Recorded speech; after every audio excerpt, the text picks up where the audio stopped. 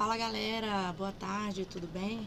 Passando para falar um pouquinho para vocês sobre o dia agitado que a gente está tendo na Bolsa Brasileira. Hoje nós estamos vendo o Ibovespa performando super bem, trazendo aí os preços para testar a máxima histórica, que é o maior preço que já custou a Bolsa Brasileira, nos 141.700 pontos, tá? E aí, por que isso hoje está acontecendo? Por que o mercado está tendo essa forte alta aí de próximo de 2%? Quando nós olhamos para o cenário, hoje nós temos um reflexo de dados muito positivos que saíram nos Estados Unidos, né? Tanto dados de crescimento do PIB, que é crescimento da economia no ano, quanto também dados do emprego. E quando nós temos esses dados positivos nos Estados Unidos, corrobora-se para que na próxima janela, o Fed, que é o Banco Central dos Estados Unidos, inicie o ciclo de corte na taxa de juros deles, né? Mas por quê? Que um corte na taxa de juros lá nos Estados Unidos pode provocar esse movimento na Bolsa Brasileira, né?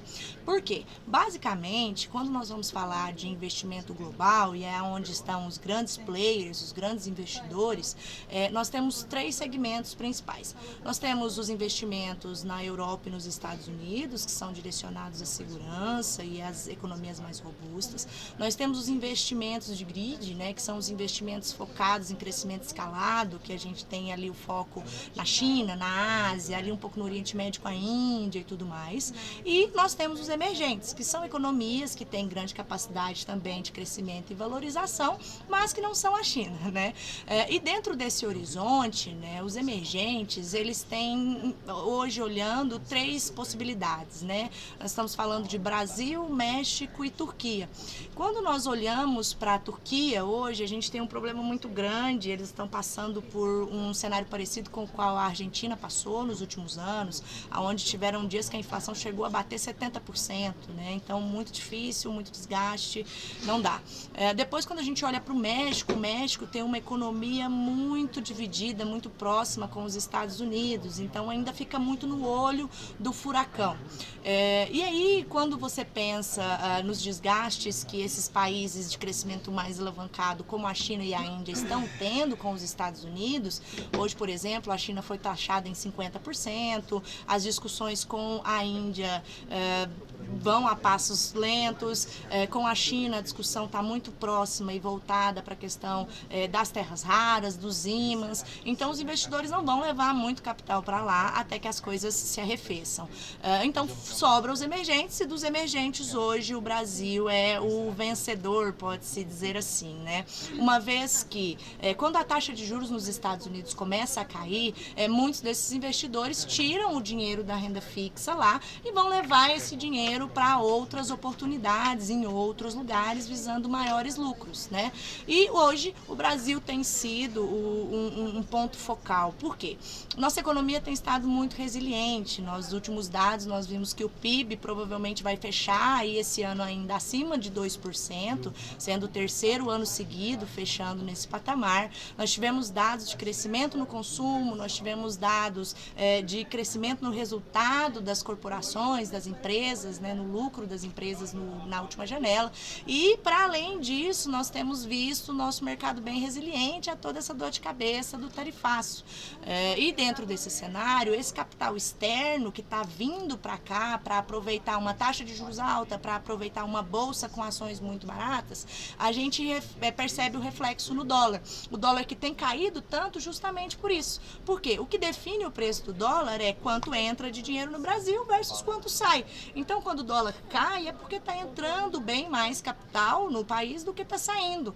E isso é um reflexo desse ponto de interesse dos investidores, que têm buscado muitas oportunidades aqui. Mas aí a gente pensa, poxa, mas Brasil não está caro, né? Quando a gente olha aqui, pensando que está no maior preço que já custou a Bolsa um dia, não, a resposta é não.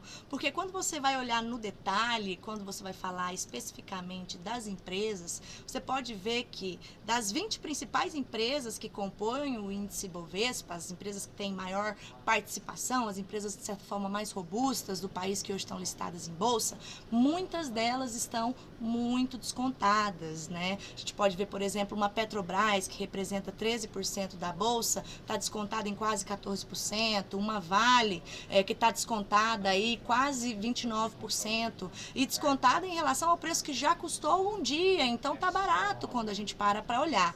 Depois Banco do Brasil, 27%, WEG, que é uma ótima indústria, 34%, B3, 13%, Ambev, 14%, entre outros. O que a gente tem de percepção é que quando essas empresas começarem a realmente andar, começarem realmente a ter um peso maior com o início do corte na taxa de juros norte-americana, o Ibovespa tende a andar bem mais, tá? A expectativa que nós estamos cultivando aí para o final do ano é de que o Ibovespa vá buscar pelo menos essa janela dos 150 mil pontos, tendo aí aproximadamente mais 6% de alta pela frente ainda, para que a gente possa alcançar esse valor até o final do ano, podendo até ultrapassar, uma vez que historicamente no Brasil a gente costuma ter rally de alta na bolsa, né?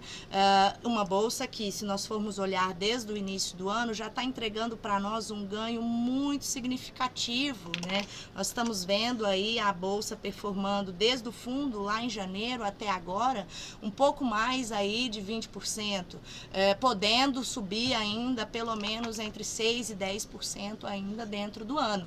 Então, para quem não participou dessa alta que nós vivemos aí no mercado brasileiro durante todo o ano de 2025 e quer entender melhor como poder se posicionar, quais estratégias fazem mais sentido para o seu perfil, se você é um cara mais conservador, você consegue estar em ações com as estratégias certas, se você é um cara mais moderado, mais agressivo, você consegue ter bastante diversificação para poder participar com tranquilidade, tá? Então, entre em contato com a gente, vamos conversar, vamos entender melhor o seu caso. Aqui na Minas Capital nós temos uma pegada muito forte, atrelada à performance em renda variável. Boa tarde para todos, espero ter colaborado.